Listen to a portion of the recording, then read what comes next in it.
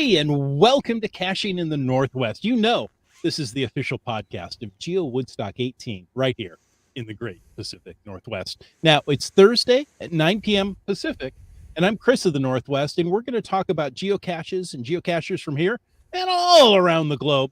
So while you're binging the rest of that series you love before it leaves your streaming service, we'll be caching in the Northwest. We're on a streaming service? Well, doesn't that always happen? You go, oh, look at this. This is a great series. It's got like 9 seasons on it. Yeah, but You start it, you get halfway through season 1, and it says, hey, this is going to go away at the end of the month. Oh, what thanks. else would people be binging but caching in the Northwest? Exactly. So that's what I'm saying. You know, we anyway, can make Alexa play it right now. Anyway, tonight, I don't know what all the previous episodes are about because frankly, I can't remember most of them. But tonight's episode, we're talking about the 11 trails in British Columbia with the most search and rescue incidents. You're going to want to pay attention to some of these. And of course, we're also going to talk about how to prepare for them with Sandra from BC AdventureSmart. And hey, live audience, you know what to do. Jump in that chat, send in your comments, your questions, get involved because you always do, and you make the show awesome. It is Thursday night. I'm with Sen. It's time to bring in our risky rhesus monkey. Some say he thinks Elon Musk is a perfume. And others say, like a refrigerator, he's dark and cold on the inside. All we know is he's called Land Monkey. Yes, but when you open me up, the light goes on. I was going to say, my refrigerator is always bright. I don't know that it's dark. Every time I open it, it's bright, Good to be back here. Good to be back on a Thursday night, 9 p.m. And good to have Sandra back. Sandra, welcome back to the podcast. Yeah. Thank you. It's good to be back. It's been a little bit, hasn't it? So it's nice to see you all again. It's wonderful to see you. And we've got lots of questions for you. Indeed. We'll definitely get to all those. But before we do, I am, unlike last week, going to remember where my Stream Deck is. And I'm going to jump into a quick reminder that we appreciate the support of our patrons who help to keep this podcast coming each and every week. And a thanks to Landsharks, one of our corporate Denali level sponsors. Now, normally before the podcast, I go and check in with Helen from Landsharks and say, hey, Helen, what's the message for this week that we want to share? And this week, I didn't do that. So I have no idea what Landsharks wants to share. So I'm going to make it up. And I'm going to tell you to go and check out landsharks.ca. They are one of the organizers and official sponsors of GeoWoodstock.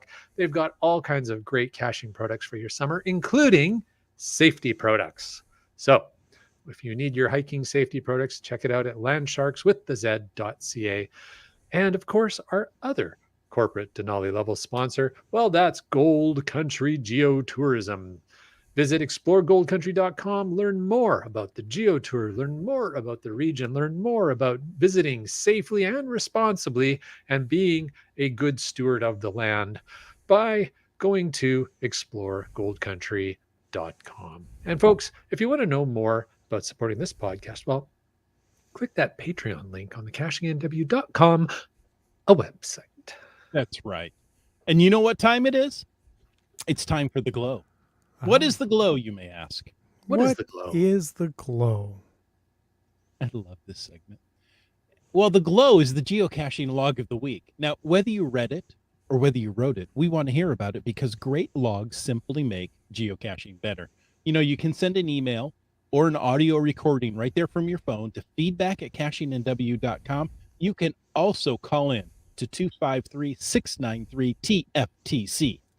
That's 8382 in case you can't find the letters on your buttons anymore. And tell us how you glow. That's right. And this week's glow, well, it's just Carlos found GC 889 Victor Kilo, Old Town Snohomish Marble Mystery Cache. Now, don't be confused. His name is just Carlos, but he didn't find it alone, as you'll see. The log says, I almost lost my marbles trying to find the location. fellow cacher WCP24 kept her cool, and it was all my fault. We had the numerical information needed for the finals, so I double-checked with the cache owner about the hint and what I thought was the answer.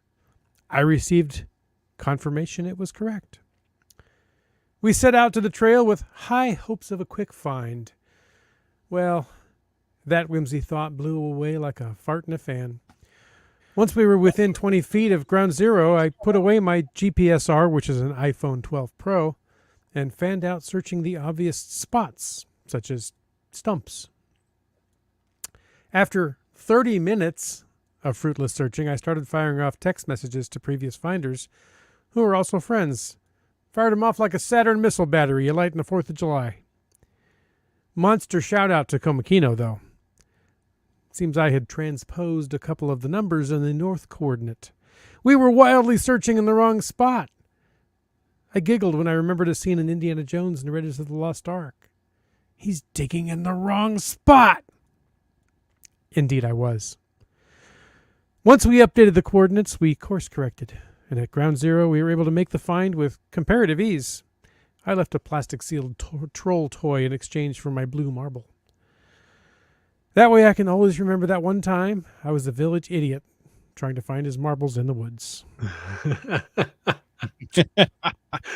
That is a great story. Thank you very much, Carlos and Komakino for For the assist. steering them straight there.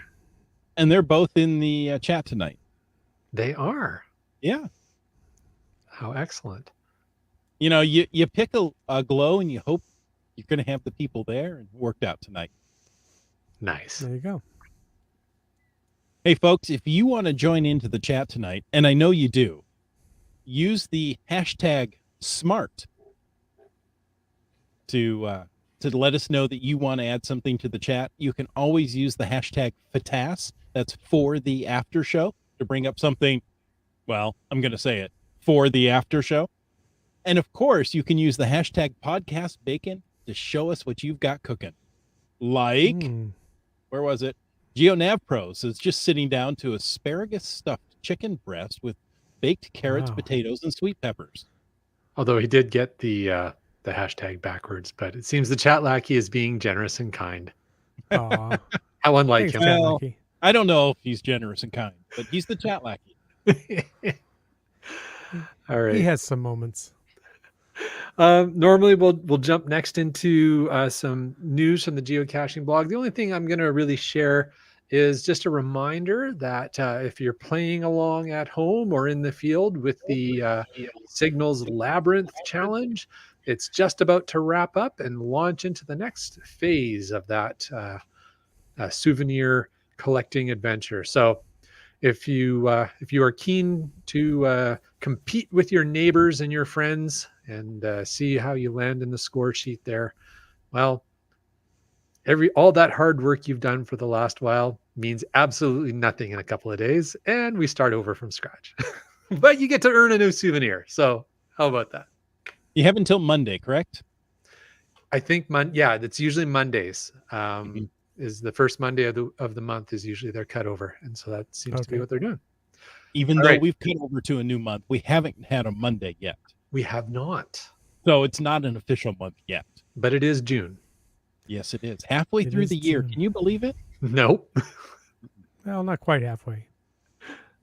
We're only starting the 6th month of the year, but you know. Okay.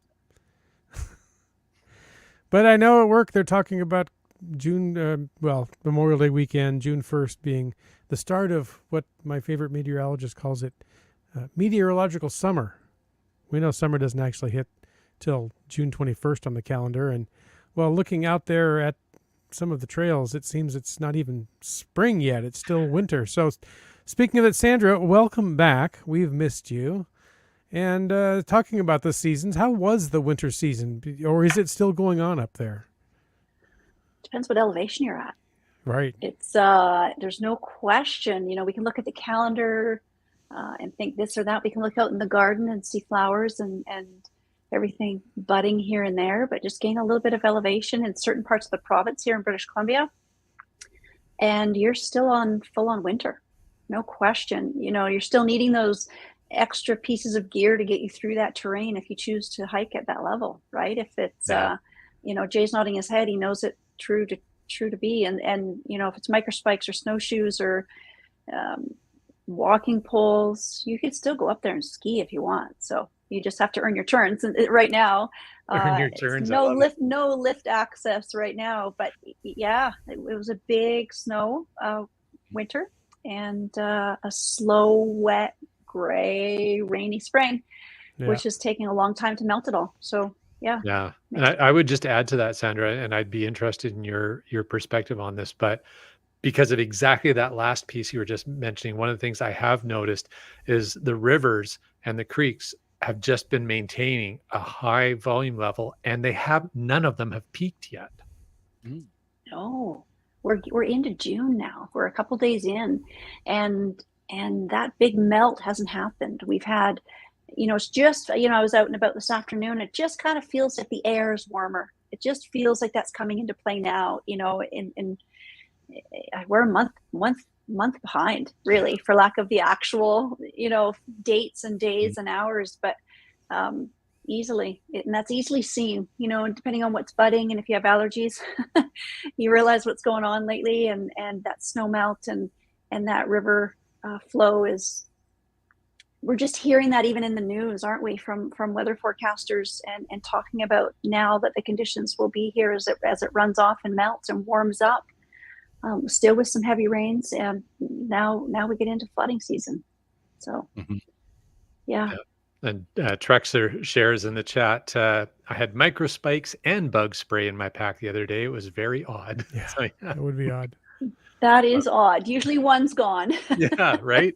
And that's the thing. I hadn't beer. started packing the bug spray yet. So I had the microspikes, but I didn't have the bug spray. And we were out for an adventure, and I was like, I'm getting eaten by bugs. I'm like, oh, man, it's time to change up the pack, but it's felt so cold. I hadn't thought about it yet. It's funny. I just talked about that and posted something on our socials about that. There was this, if you look on any of our socials, you'll see there's this hiker sitting there eating her lunch with another coat just completely draped over her head, right? And just trying to eat underneath the no-see-ums and whatever mosquitoes were out trying to get her. Things have hatched. There's no question. I've noticed it too out on my rides. It's like, okay, get that pack cleaned up. Spring is a great time for sorting out old and bringing in new stuff for the season. Exactly. But you might have to have a hybrid pack this year, huh? If you're going out. For a little bit, yeah.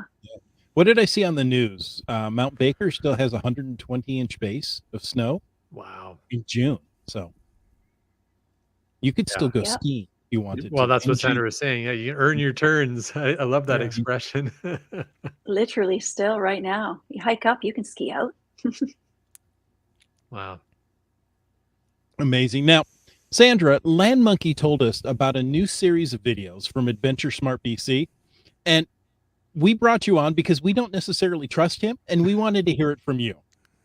So, thanks. I don't necessarily blame you, but yeah. Yeah. I don't know if that's true. We trust him for the most part.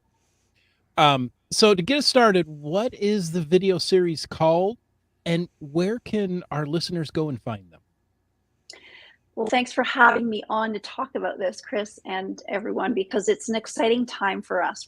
We've been working on this for over a year. It's been a really big special project, just launched in the last month or so, give or take a week. And these trail-specific safety videos are what we've created here at BC AdventureSmart with the backing of the BC Search and Rescue Association. They afforded them to happen. We were the fortunate ones, our project manager and our team, who hiked them, filmed them, edited them through a production company, and have just recently launched them to the world, to the masses, to provide a really great in-depth trip planning resource for anyone who's wanting to try these trails either again or for the first time.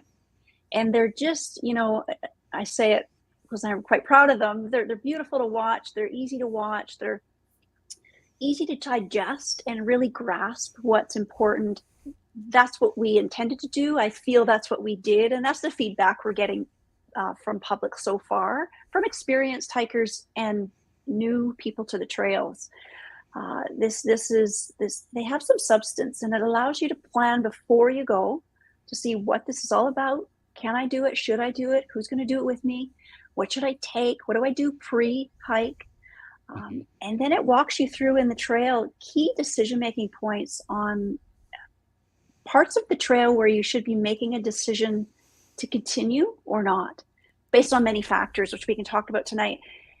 And it gives you distance, talks about weather. It includes our 3 T's, which your audience, number of them are familiar with. Then we can elaborate as well.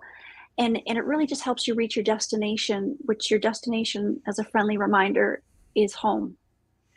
So we're quite proud of them. We're thrilled to have them out there. And these are the 11 trails in British Columbia, Canada, with the most search and rescue incidents on them.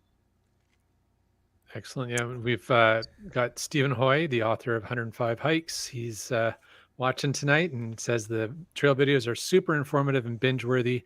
Great work, Sandra and AdventureSmart. So thank you, Indeed. Stephen. Hi, Stephen. Nice to have you here tonight. Well, that title is quite a mouthful. But we guess from that name that some of these experiences can be kind of scary up there. Is that the goal, to scare people away?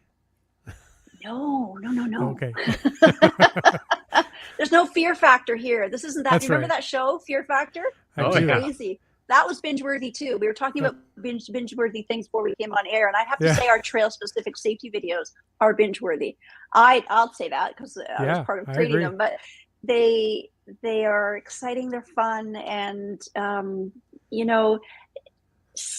being scared to go isn't a part of what we're here to do. We want you to go. We just want you to get informed before you go and hit the trails. Plan wisely. And the more knowledge you have, you can build your confidence. And there might be situations out there that you might be concerned about. Let's rephrase scary. You might be concerned about. You might be wondering.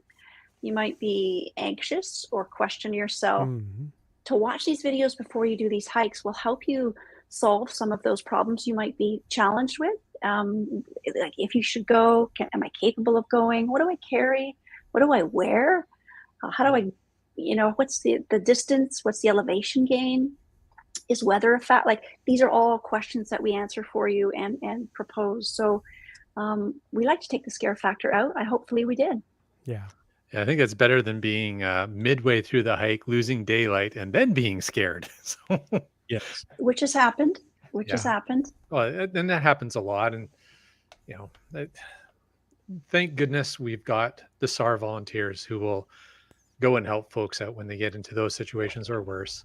But Sandra, can you share with us what are the 11 trails in BC with the most search and rescue incidents?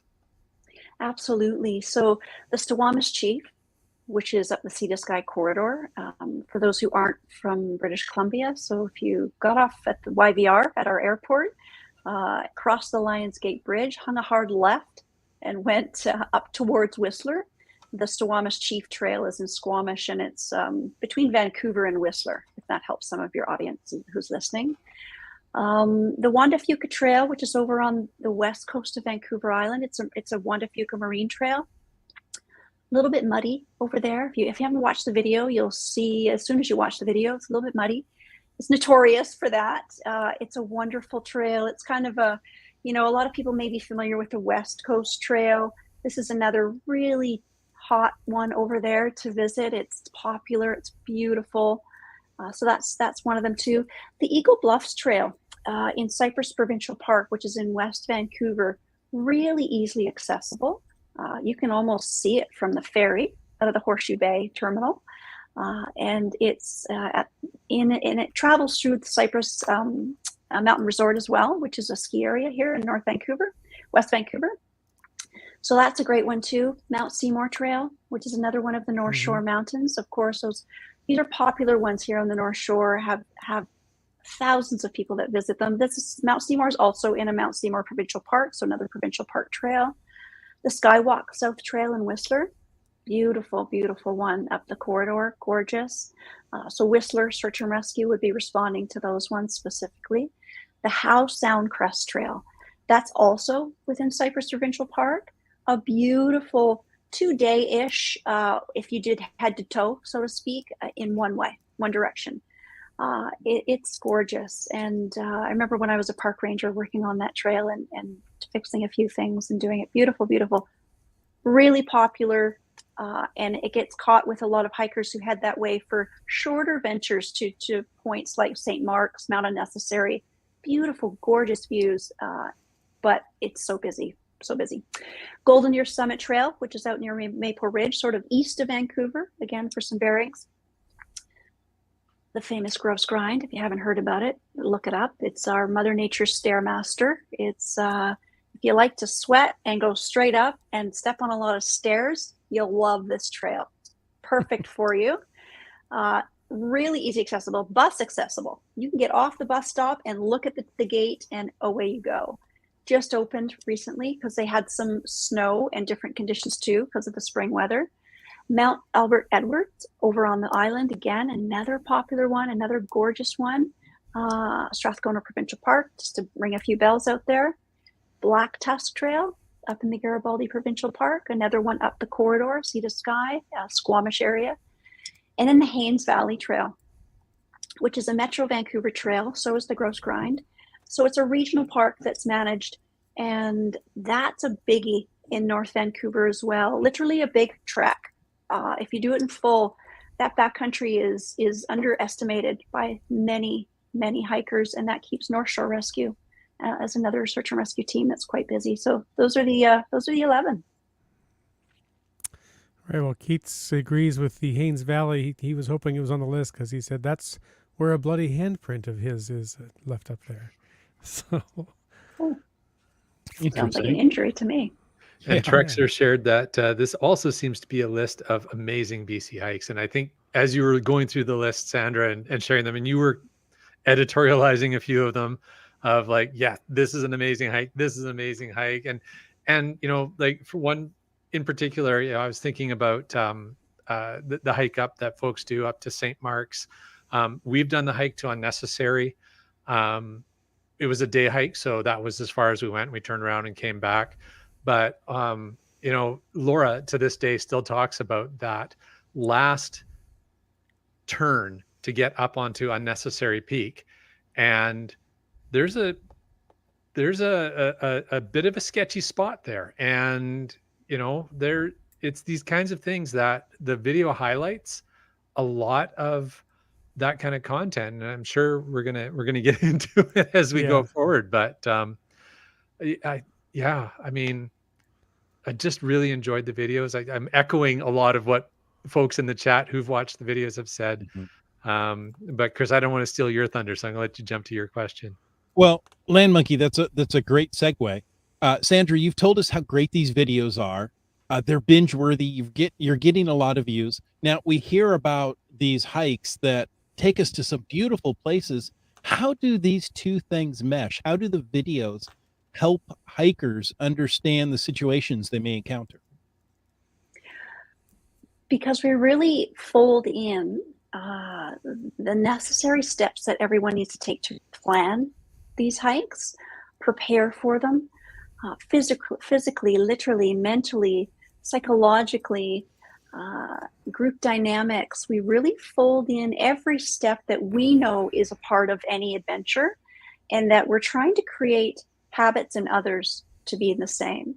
And so we know what it would take to do these 11 trails, to do them successfully. So we've given you the ingredients, we've given you the recipe, and you just get to follow that recipe. And following that recipe is by watching each one of these videos that you'd like to do. And even if you watched a few of them, you'll see theme. You'll feel the theme. We carried it through because that's what we wanted to do, created a little bit of branding there. So you'll see messaging of the 3 T's in the same spots, and you'll see communication information and best practices for that throughout the videos. And we really intro it, deliver it, and summarize it in a very systematic way that allows you to digest it. This is how I think. Maybe I'm hungry. I'm talking about ingredients, recipes, and digesting. I'm not hungry. I just came home from dinner. I'm not hungry, but that just rolled out of my mouth. It must be podcast baking. I don't know. Yeah, no, nothing's happening on my stove behind me. Trust me. So we think we've given you everything you need to do this successfully. And and I really feel we have. I really do. We've had all this information before. We've been providing this type of information for 18 years. This is just the same thing in a new outfit. And that outfit is a safety video for 11 trails. So now we've given you visuals versus always talking about it. Now we've given you narrative. We've given you something to watch, to digest. And in this day and age, what does everybody want to do to learn anything? They just want to watch it. Oh, yeah. Yep. They just want to watch it. So I'm quite pleased we've been able to provide such great content. And again, I can't thank, if anyone out there has any connections to search and rescue in the province of British Columbia or anywhere. Again, I'll thank the BC Search and Rescue Association, for the board for deciding to do this project. You know, I had to propose it. We proposed some ideas, and they hummed and hawed over it, talked about it, decided it, approved it, funded it. We did it, and here you go. So can't thank them enough. And the partners that helped us put it together, which we can talk about as well. So it took a team of us to provide this for hikers. Nice. Well, and go ahead. I was going to say, and I second the, thank you to the search and rescue folks. Oh, absolutely. Yes. They're going out of their way, putting themselves at risk to help those, who need help. So thank you, search and rescue teams. Mm-hmm. Also, GSM Times 2 says Sandra's a great guest and advocate for AdventureSmart. Always enjoy when she's on the podcast. As do we. As do we. Thank you. Thank you. Yeah. So I couldn't agree more. People, well, the first place I often turn when trying to figure something out and learn a lesson, preview something, go to YouTube, watch a video. People love to watch videos, but I know videos, well, I mean, sure, you can just shoot something on your phone and pop it up there, but quality videos, they take a little time to produce and get up there. And these are certainly high quality videos. When did you film these, and how far ahead did you have to do to get these up there? It goes back a little ways. If I could give some history, and you guys are, I'm great at long answers, so I'll try to keep this one shorter than most of my long answers. So back in summer 2020, we all know what happened then, but we won't talk about the pandemic. We'll talk about what we did. We provided a survey to the public because we wanted to learn a little bit more about how much did people know about AdventureSmart in British Columbia? Had you heard about us? If you did, what did you know about us? Did you feel that the messaging we were offering was consistent? Could you recite our messages that we've educated you on for a very long time? We can say them. I say them in my sleep. Can you even list one of the three? We went through a bit of a survey to people who knew about us and people who completely didn't know about us to see if they'd seen us in their travels. Long story short, here I'm going to get good at this, is we learned that people didn't know about us as much as we had hoped. We were a little bit surprised. So in our world, we felt that we were making a difference. But in the bigger picture, to get that synopsis back, we knew we had to do some more work. We also learned in that process that the methods and the mechanisms that we deliver our outdoor education by means of classroom visits, delivering it in elementary schools, high schools, at trailheads, at ski hills, webinars, online special events, social media. What people wanted the most and got most out of it were our presentations, which is a great testament to our curriculum, and that they really absorbed them more online. And that as long as we were delivering the presentations, face-to-face was still great, but we also know that we can deliver the same presentation and a curriculum online through a webinar and have 300 or 400 or 500 people join us versus 60 in a library meeting, community gathering, hiking club, school group. So we took all that information amongst much more and thought, and we were supported with the funding for this project. We thought, let's figure out how we can create something that would be more substantial, allowed us to meet our needs of the general market. Like you said, YouTube people are going to, they need to be decent videos. So we needed to back it with some decent funding and create reliable, productive, quality content. And I firmly believe we've done that. And they're not too long, they're not too short, and it's provided the hiker, which is the largest user group in the southwest of BC, that calls for search and rescue every summer.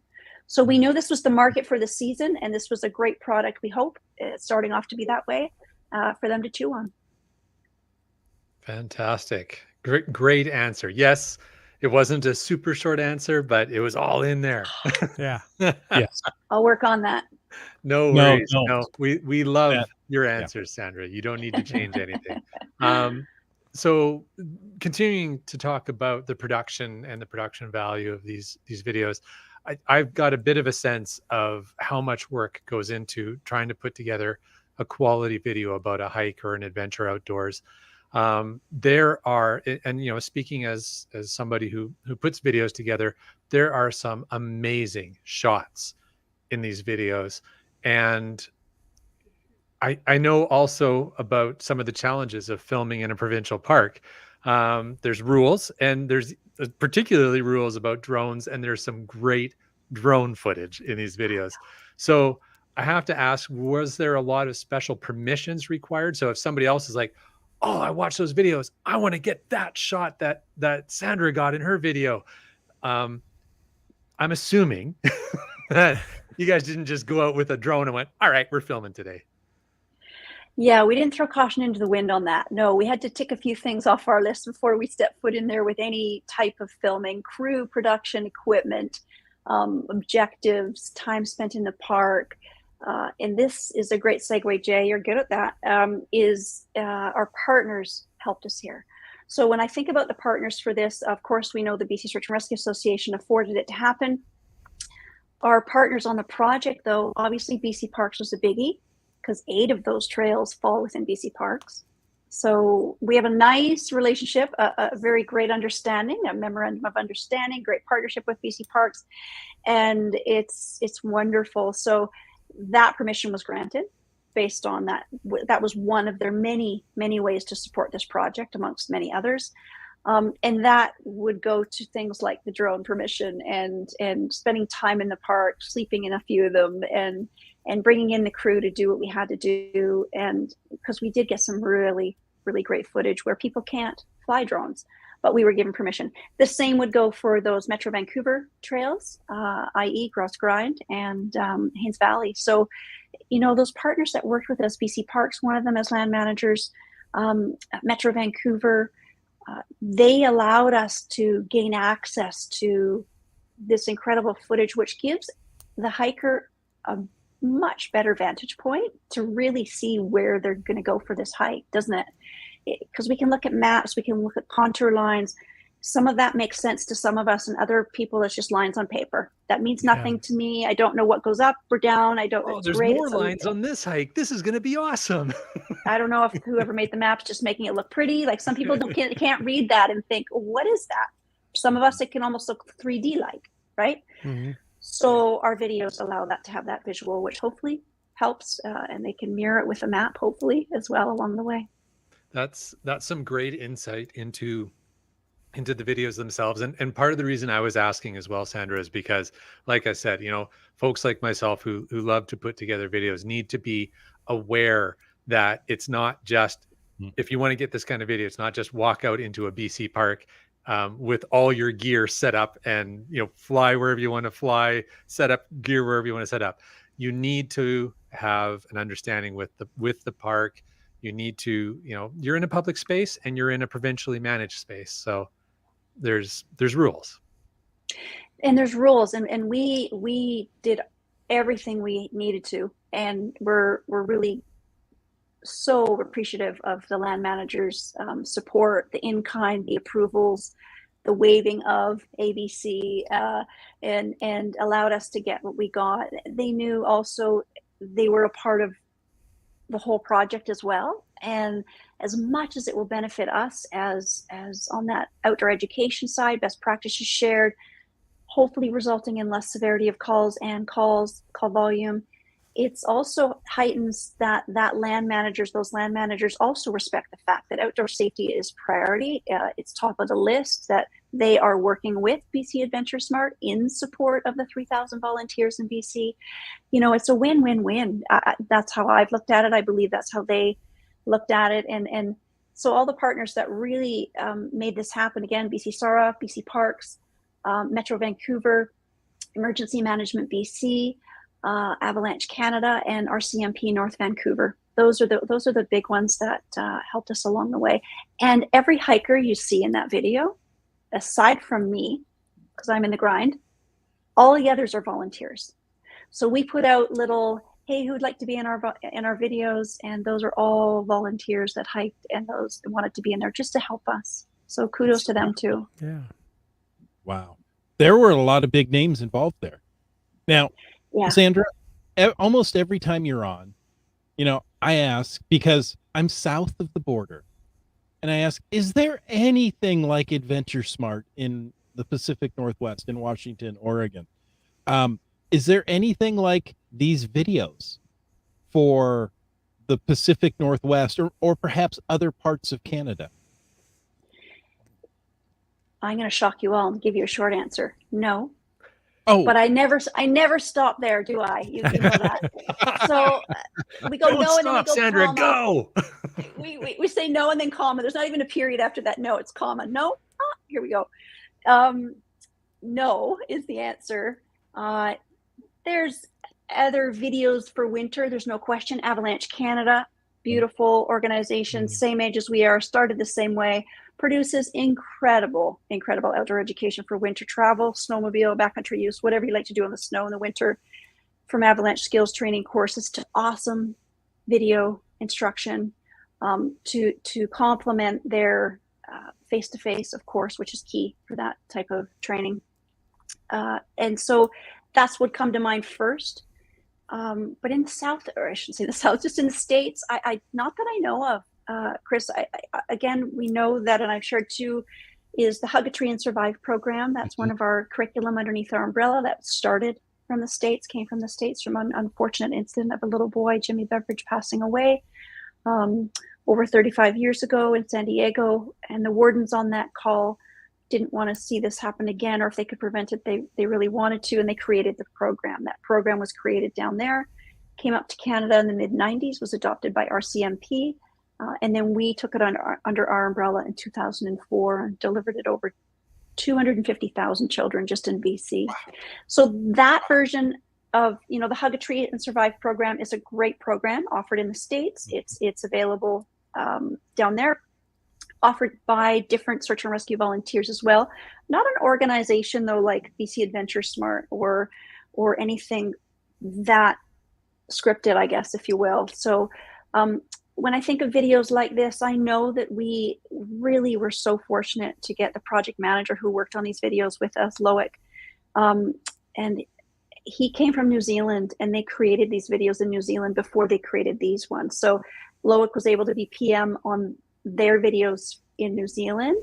Beautiful product as well. Gorgeous. And when he came here to Canada, he had moved and connected with us and worked with us for a couple of years and ended up working on this project. Couldn't have been better for me and us and our end result. But anywhere else, not that I know of. And, people have asked, will there be more? I'm not sure, but, we have to watch the success and how this will unfold. This May long weekend thing that we can talk about is one example, but let's see where it can go. And we're here to help others if they want to make them anywhere else in Canada or have questions. No point in recreating the wheel. Reach out and let's see how we can help you if you have any questions. Well, there you go, Chris. I think New Zealand is south of the Canadian border. There you go. Just a little I think we're going to have to do a field trip. And so we'll watch the videos, and then the three hosts will go down to New Zealand and test out the trails. Why not? Just for you, Sandra. We'll take that burden upon us. Oh, you're not going without me. Come on. Oh, okay. Perfect. Goodness. What the heck's going on here? All right. Well, I think you already answered about more videos, because we talked earlier about binging series, and you get to the end and there's no more videos.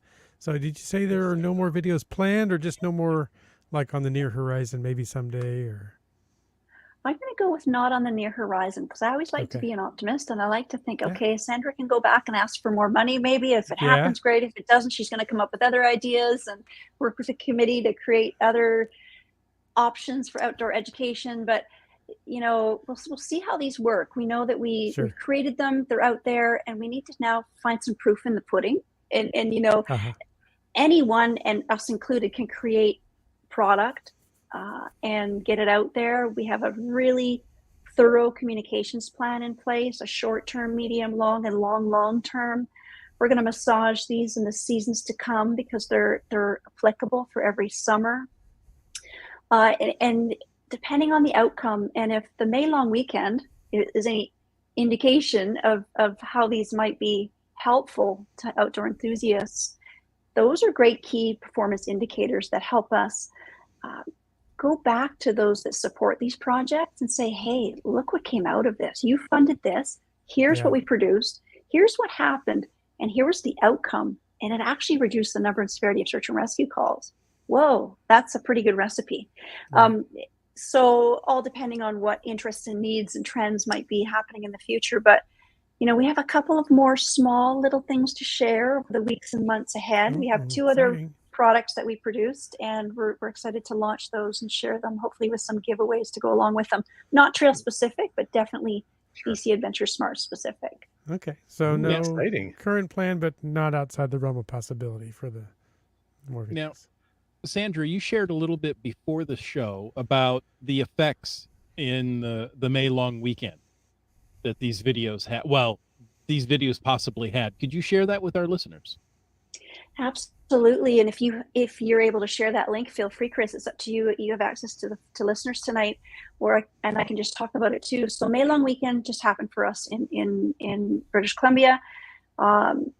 So May 20th to 23rd was our long weekend. It's kind of the official, unofficial kickoff to summer, sort of, isn't it, Jay? Camping. Let's go. It was kind of summer this year. Yeah. Well, actually, we were talking about it before the podcast. We have not, the whole Pacific Northwest has not had a stellar start to the summer season, but that weekend, the Canadian May long weekend, the weather actually pivoted just for the few days, and I think everybody was getting out. Mm-hmm. And that was part of that weekend's equation, right? So when I say we, I think of me with offering media or outdoor education or AdventureSmart stuff and search and rescue. We go into these weekends thinking, okay, here we go, you know, and especially if the weather's good, you know, and so whoever's on call to respond, they're ready. I'm on call to do media, or no, Monday and Tuesday is going to be big with responding online to things, you know. Anyway, we go into these thinking, here we go, this will be busy for the next few days, right? So we get into that one, and I was in Worcester for that weekend and had some time off. And as it came to the Monday and I was coming back to Vancouver on the Tuesday, I thought something's different. What was different about that weekend? Like, I had a great one, great, but what else? Oh yeah, it was really quiet. I didn't see things on the news. My phone didn't light up. I didn't watch anything on social that kind of jumped at me to think, okay, I should get in there and put a little message. And I came back to the office, well, to my kitchen table, and talked with others within BC Search and Rescue. We compared some data and realized, after a little bit of reconciliation with data from that weekend, there were no deployments on the 11 trails over that long weekend that needed search and rescue. And we had launched them over about the 4 week previous to the long weekend, but right before the long weekend, on the Thursday before the Friday of that weekend, we sent out a media release, and we, you know, encouraged everyone, here's the collection of the trails, here's where you can find them, here's where you can watch them, have a great long weekend, be safe out there, hike smart, be adventure smart. And then we went off into the weekend, and there were no deployments. So we'd like to think that that was a nice feather in our cap, and we're quite excited. Yeah. I think you can make that correlation. Yeah, I give you credit. So based on that and everything else we've talked about to this point, Sandra, if after watching the videos, geocachers, and Chris has a link up on the screen. So for those who are listening to the audio, go check out what timestamp are we at here? 45 minutes into the podcast on the YouTube video, and you'll see the link there. And I think, Chris, you'll post it into the show notes when you release the podcast as well. And that's the article Sandra's talking about. That'll, you know, give you some great info here. As well as earlier, we posted the link for the videos themselves. But back to the question I have for you, Sandra. See, I take a long time too. It's okay. Good. It's all good. It's not just me. No. That's how we roll here. If after watching the videos, geocachers still want to, or hikers in general, still want to tackle these trails, where should they go to get more information to prepare for their adventures? There's the softball. Caught. Take a big wind up. Oh, I'm good at baseball. That's one thing you don't know about me. Actually, my dad taught me how to catch a ball long time ago, so we're good. I caught that. Thanks, Jay. There's so many places, and of course in British Columbia, start with BC AdventureSmart. There's no question. Check us out on Twitter, Facebook, and Instagram. Same handle on each one. I'll put the link in so Chris can share it with everybody. But then also check out the BC Search and Rescue Association's website. We have an outdoor education page there. And I've just shared a portion of it, and I'll queue up Chris so he can queue everybody else up.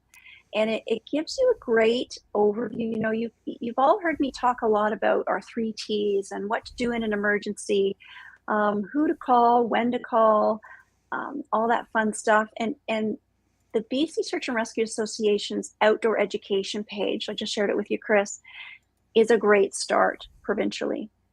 A lot of everything in there links to the AdventureSmart website, which is the national platform. Great website. It's where everything's housed. The curriculum, if you want to book a presentation anywhere in Canada. When we offer these online, you can actually watch from anywhere in the world, of course. So we have a few coming up this summer that I need to launch and let everybody know. So those are some great places to go. And really check us out on our socials at BC AdventureSmart, because I'm on there a lot and putting things in there so that people can actually watch us and follow us regularly if they like. We have Trip Plan Tuesdays. We've launched all our videos on all 3 platforms, and that keeps a great conversation going. So there's a few main spots to go, and everything you have in those spots, from adventuresmart.ca to bcsorrow.com to BC AdventureSmart on socials, you're going to get a consistent message of outdoor safety and best practices that you can actually learn from and really apply and share some of these messages if you like. You know, we're not keeping them under a vault here. We want you to actually share them with your friends and family and really help us increase that awareness too. And that's the best way to do it, really, is check out all those spots and follow us and DM us if you have any questions anytime. Love it. Now, Sandra, we said that it kind of feels like summer's here. It's not officially yet here, but is there any places this summer that our listeners can find you or BC AdventureSmart and meet up and, you know, look at you and say, thank you so much for all that you do? Well, we'd love to see everybody whenever we can. We spend a lot of time outdoors, indoors, creating all this, talking to people, doing online, and it's great. You know, this summer we've shifted ever so slightly, and we're working closer with our partners, and they have ambassadors that are representing their organizations and sharing the BC AdventureSmart program. If I could go back 18 years ago, back then in the early days with the founding members of creating BC AdventureSmart, they thought long term, and they thought, you know what, let's get into the schools, let's share this through the school system, let's get out to trailheads, let's meet up with community groups. But really in the long term, we'd love some form of an ambassadorship program. And the idea is that other organizations, and like you said earlier, Chris, big players in the game, if they could also share a message in some form of an ambassadorship program, then that would be an awesome trajectory that we'd like to meet. Yeah. It's happening in the last few years, and even this week and last week, and I have some more coming up over the next few weeks. I'm training Parks Canada representatives, BC Parks Discover ambassadors, Metro Vancouver field staff, volunteers, and full-time, part-time rangers and wardens. And they're always in the park anyway. And now, as we've worked with them all over the years, they want to represent BC AdventureSmart and share our consistent messaging. So they've come to me and said, Sandra, can you train us in what you usually do and what your crew usually does? Because we want to do that with you, for you, when we're in the park. We want to set up at the trailheads and have the AdventureSmart flag there. We'll be in our uniforms. We're going to share your message. So that's happening.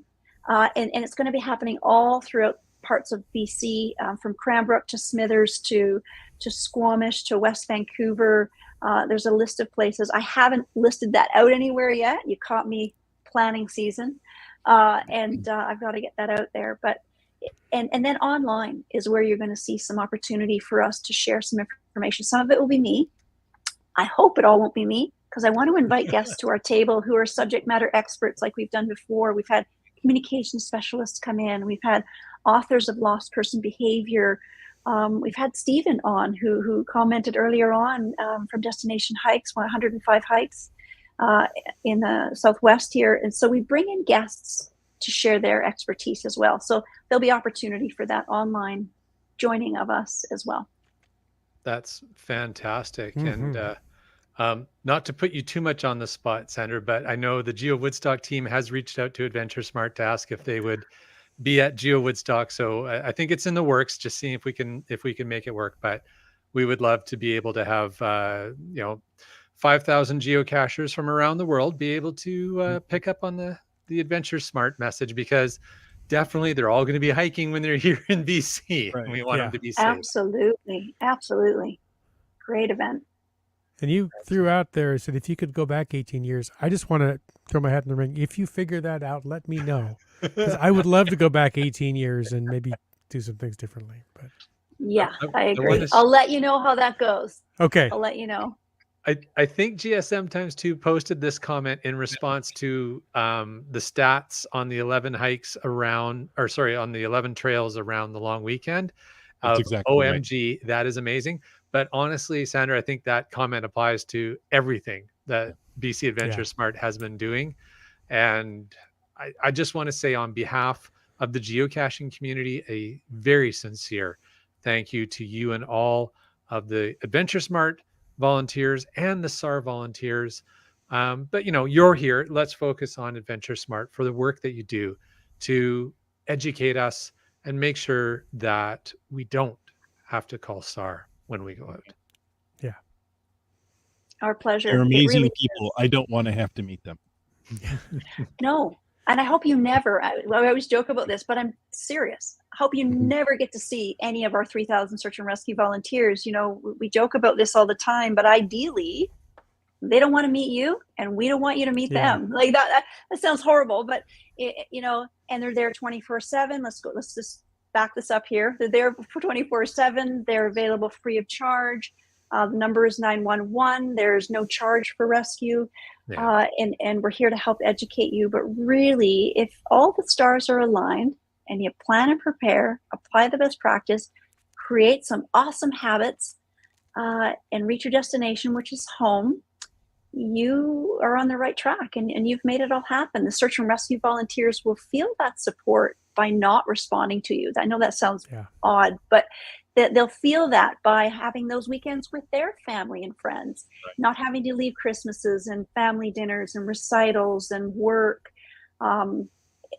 When they feel that, like this example of May Long Weekend 2022, that's substantial. That's really, it's actually physically felt. It's pretty great. Yeah, for it's sure. Absolutely fantastic. Now we've got. Oh yeah, go ahead. I wanted to bring up Mini Mag's question, Chris. Can we grab that one? We can. I thought that was a great question for Sandra. Now, Mini Mag, if I'm not mistaken, is in Southern California, and would like to learn. It sounds like from what you and your team have been able to do, Sandra. And Mini Mag says, I'd like to put out some videos for hikes in my area to teach people how to hike better and stay on the trails. Do you have any advice for Mini Mag on how to start that process? Well, thanks for asking and being interested, because I kind of tossed that lure out, didn't I? And look at it was bit. Perfect. This was something we did through an association. So it wasn't just Sandra and a few camera people, and you know what I mean? So just to clarify, I work directly for the BC Search and Rescue Association, which is supported through our provincial government, and incident prevention and outdoor recreation safety is part of the mandate. And we follow 3 pillars, and we go by data-driven insights, strategic partnerships, and targeted initiatives. That's our compass. at BC Adventure Smart. So when we propose these ideas to the board to decide on, where should this funding go to that, if it's response, if it's prevention, is it training, is it content, is it gear, those decisions are made by the board based on where we feel the best bang for the buck and the outcome and the success will be for the system as a whole. When I say the system, I mean response and outdoor education, to make it easily understood. So going to them to get approval for that, to say, yes, here's X amount of dollars. This is what can afford to be done. It took us over a year to create the videos, to provide what we provided. What production crew was hired. They were sought after. We looked at, people provided bids. We vetted them. It was a very detailed project that was managed super successfully by Loic. And so it was a bit of a process, took a team of us to provide what we provided. We also had to work with those partners and those land managers and get approval, propose these ideas to them and say, hey, we'd like to hike these 8 trails within the provincial parks, these 2 within metro lands, and really sell it to them to say, okay, we see the validity, we see the importance, we respect the fact that this will support search and rescue volunteers. So if you take all that together and you put it anywhere you want in the northern parts of the States or wherever, I know I collaborate a little bit and more of late with Colorado Search and Rescue. They're really interested in what we do with AdventureSmart and would love to adopt a similar model. They've been pushing out a lot more safety. They have a very high call volume with much less funding than we do in BC. Anyway, to put it all together, for us, took some time and patience and money and support, financially and in kind. And then we still had lots of work to do. So it's been a full-time job for over a year, let's say a year and a half. I'm just starting to feel a little bit relaxed about it now. And so exciting to think that you'd like to do the same thing. It's awesome. Feel free to get in touch with me directly to learn even more. I don't want to fill all this airtime to go over how it took us to do what we did in a year and a half, but that's a very general overview. Those are the Coles notes of what we did. Mm-hmm. But the biggie, I guess, if there was any biggie, is we can come up with these ideas, but we're not land managers. I'm not a provincial park manager. I'm not a municipal or a regional park manager.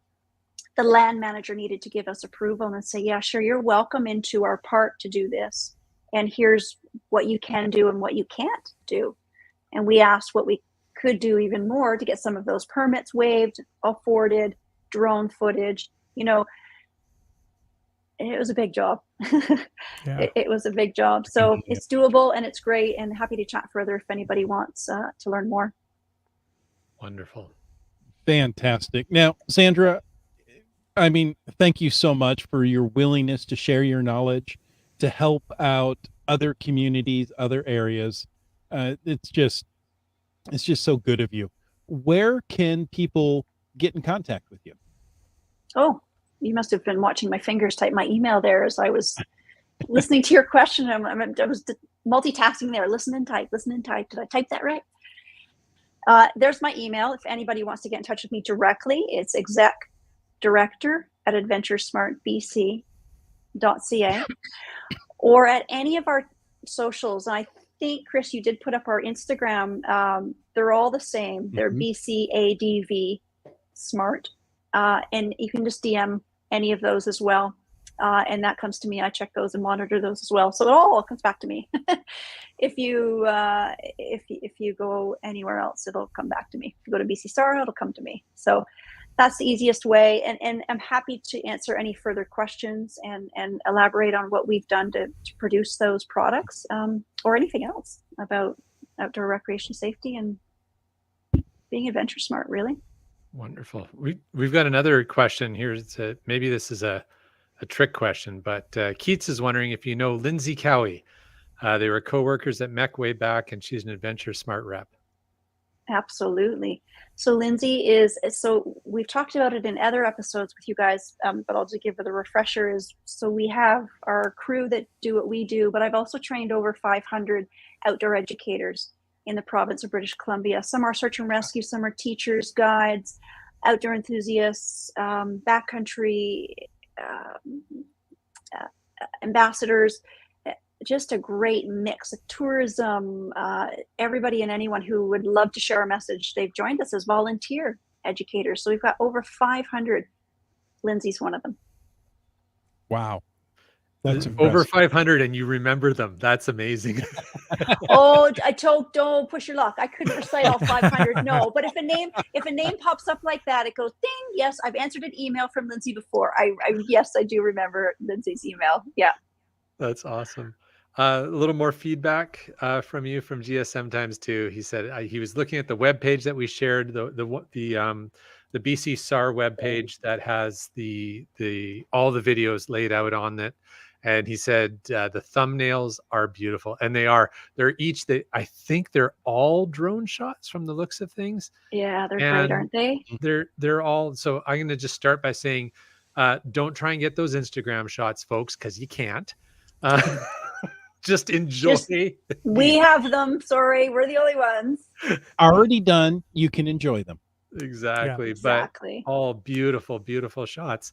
And they're just teasers of the quality, the super high quality of these videos. And Sandra, again, we've talked about it earlier in the podcast, but I just want to reiterate the fact that the way you've laid these videos out, and I haven't watched them all, I've watched a few of them.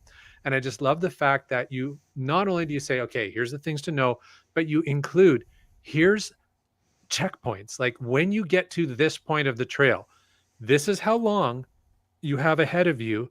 This is a good point to pause, check your daylight, check your water. Yeah. Like it's really so well thought out. So thank you to the team for that work.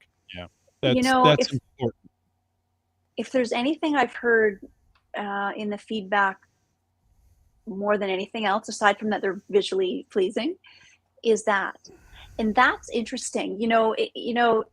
Again, I can't say enough for Loic's project management on this, and doing it already previously in New Zealand. Awesome products as well.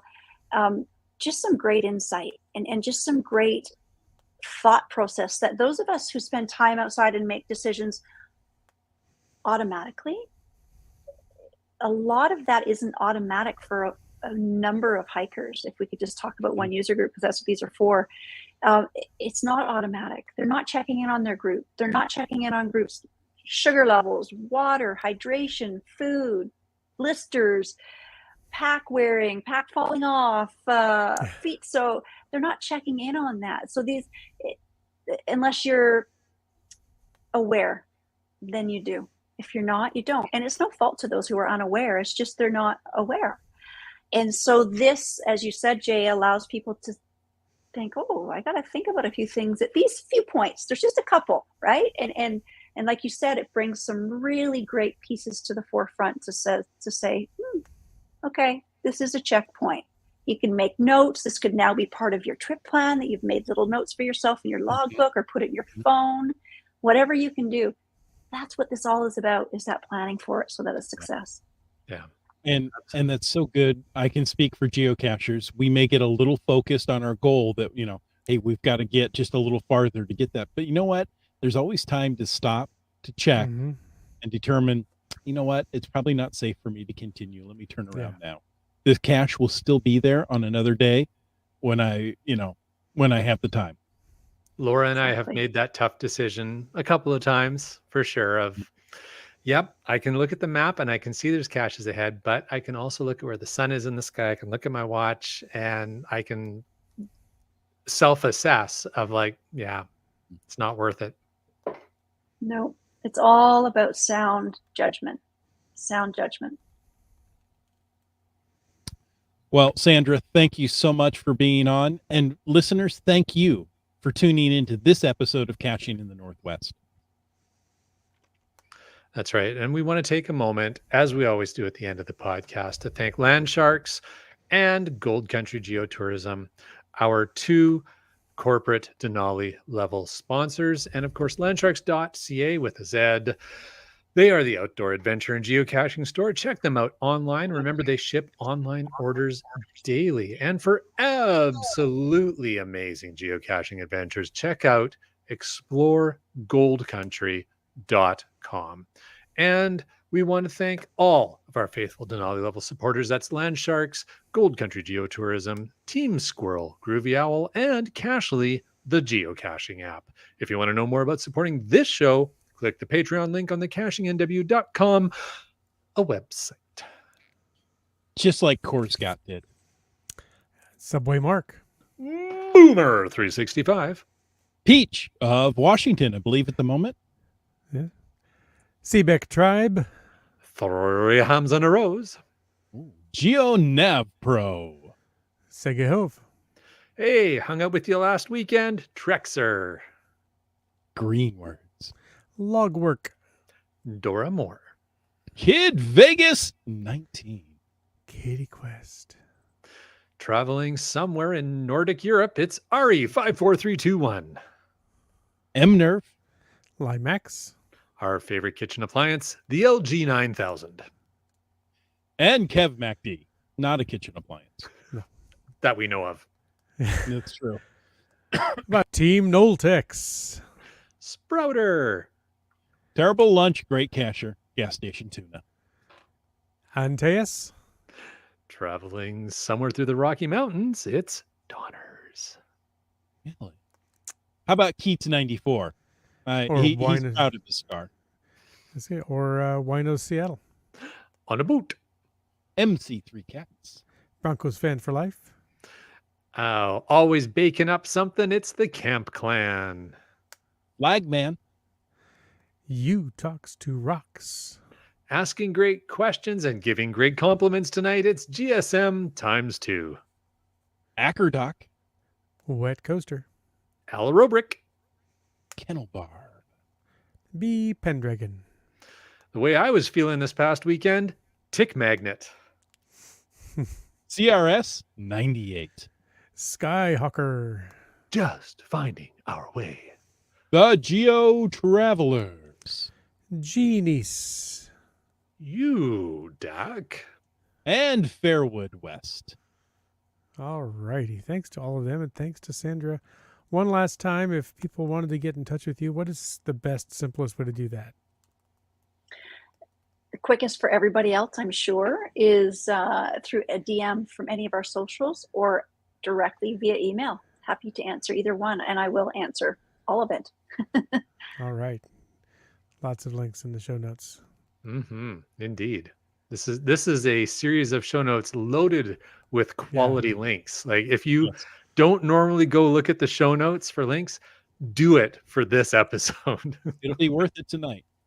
Yeah. Hey, folks, thanks for taking the time to listen to this episode of Caching in the Northwest. Your support helps keep the quality shows coming. If you like the show, click the link on the Patreon, or click the Patreon link on the cashingnw.com website. If you didn't like the show, let us know what you want us to talk about. In either case, please subscribe on Apple Podcasts, Google Podcasts, Stitcher, iHeartRadio, Spotify, and more. Subscribe and give us a review.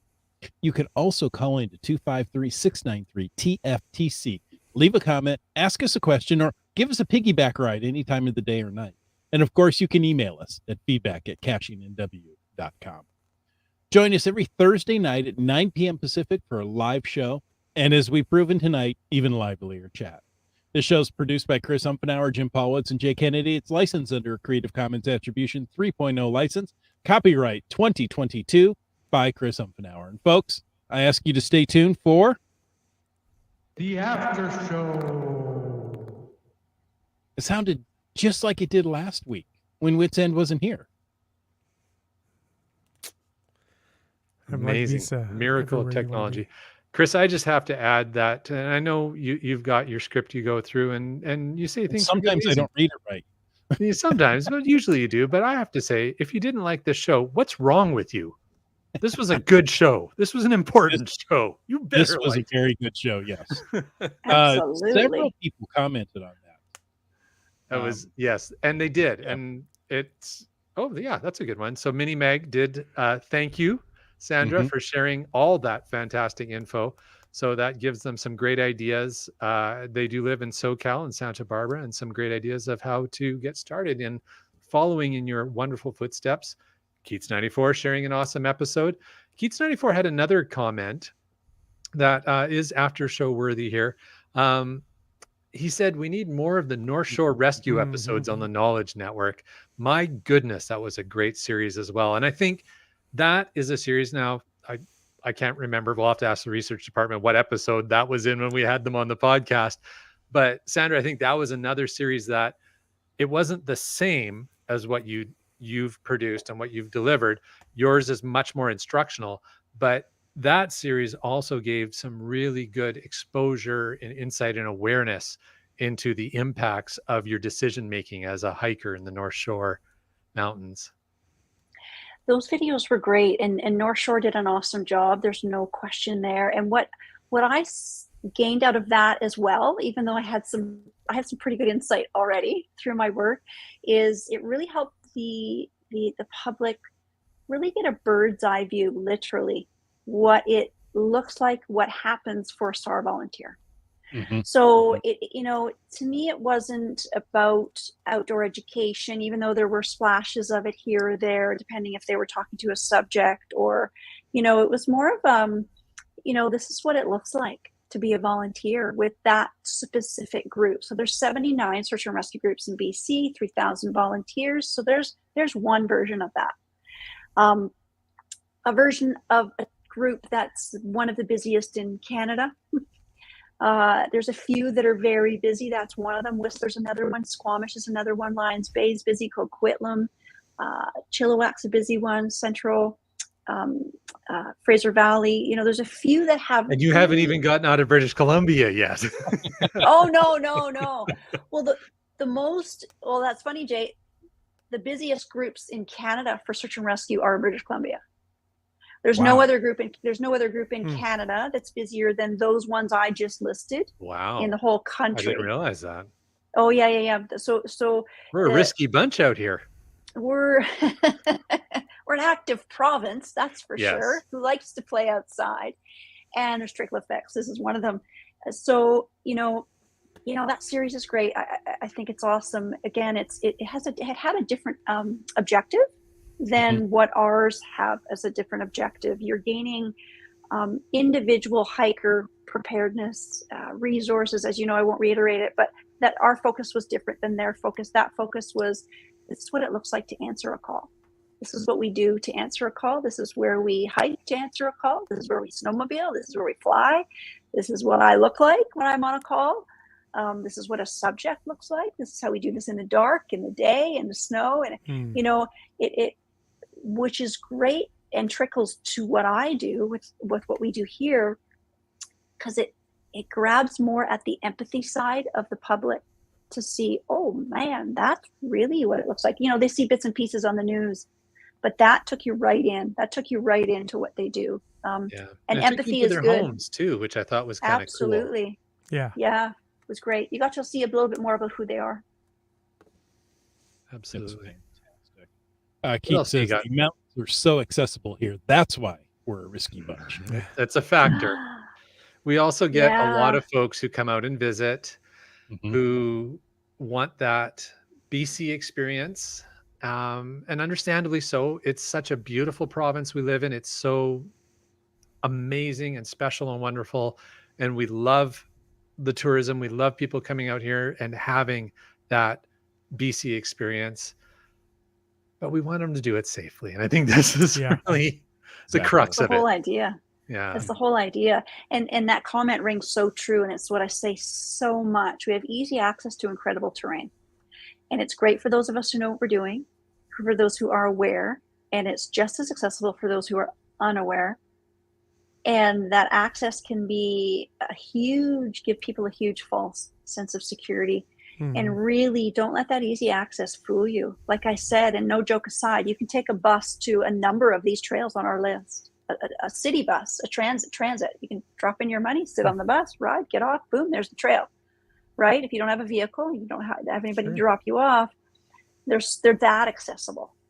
But then you're immediately into, like Jay said, the BC experience. You're into that terrain, you're into what's right behind you in your screenshot, and you are on slippery rocks and slippery roots and elevation gain, elevation loss, change in weather, temperature gradient, like the list goes on.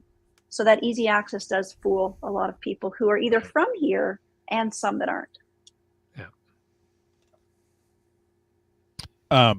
GSM times 2 says, in boating, they say skippers don't often make one big fatal decision. They make a series of small decisions that become fatal. Yeah. Bingo. Bingo. Yeah, it's true. You know, I repeat a lot of what we say for all of you to do, so that you can put this list of things together to create that successful adventure to reach your destination home. And so there's many things. I just don't get to wear the right boots and everything will be perfect. There's many other things. I can't just make an awesome trip plan and forget to wear the right boots and not eat breakfast and not be fit. And, you know what I mean? You know, that's a perfect statement there. And I couldn't agree more. So hold on, you're saying that if I've gone to Mech and I've had my boots fitted and I've got perfect boots, I'm still not going to be guaranteed a perfect hike? Like, come on, Sandra. Well, did Mech tell you that? Then they're fooling you. Maybe a really good salesperson, but yeah, no. Yeah, and actually, that's one of the things that I do love about the folks at Mech is they're all locals and they're all outdoor enthusiasts, and they will. Like if they often will ask like, oh, where are you going? And they're like, have you thought about?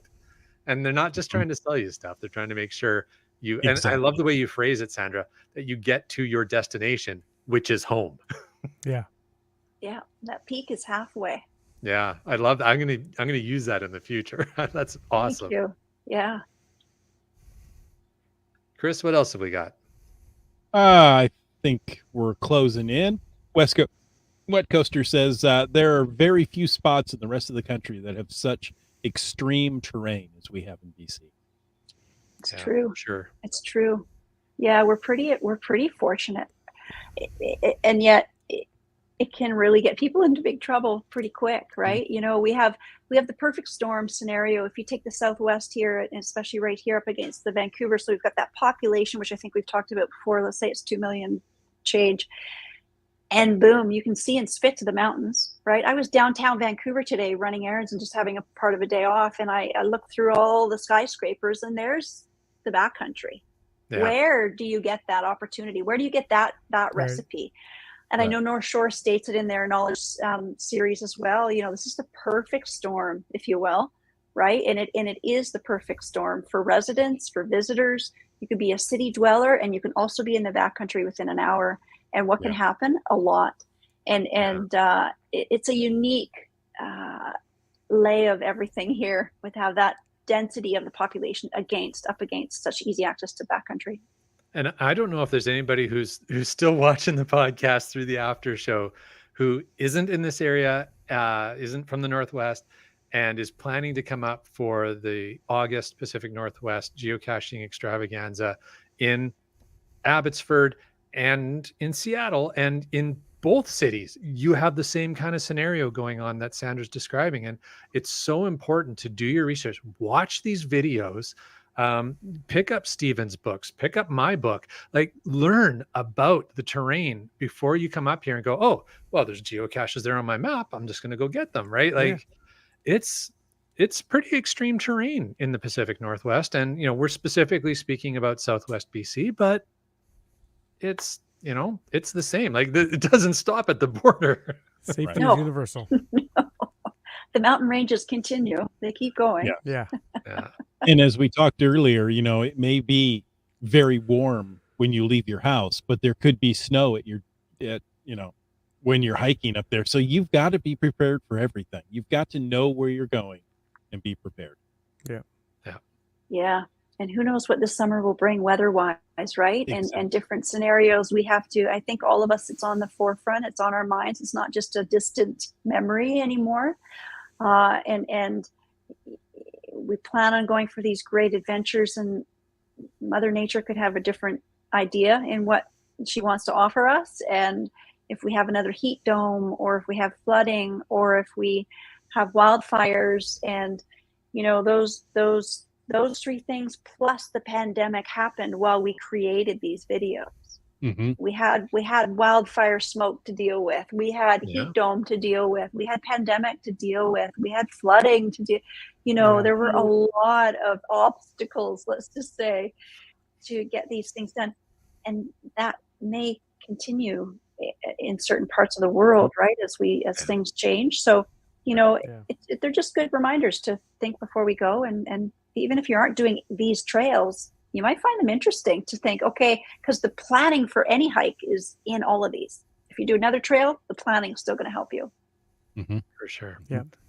Chris, did you want to quickly run through? I think the rest of the FITAS isn't necessarily directed at Sandra's content, but maybe we can just bring them up. So we'll start with West Coaster that wants to know if any of the local SAR groups are going to be at GeoWoodstock. Great question. As I mentioned earlier, we've got a request into AdventureSmart. We're just waiting to see if we can work that out. We haven't asked any of the other SAR groups, but that's a great idea. So I've during the show, when I saw that come in, I forwarded that comment to our organizing team at GeoWoodstock. So we'll see what comes up. Sandra's ready to pencil it in. Awesome. I'm making the note right now. Perfect. Keith says there's a new episode of Keats 94 Geocaching Adventures going live on YouTube tomorrow at 10 a.m.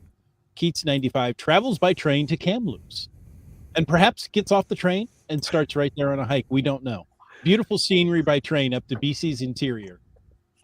Looking forward to that episode. That'll be great. Survived. So there you go. And then GSM times 2 gave an update on Sunday's Adventure Lab that required 10.5 miles of hiking, about 8,300 feet without data connection. I don't think that's 8,300 feet of elevation. I think that might be linear. I think of hiking. Yeah, I'm thinking he's talking elevation. Okay.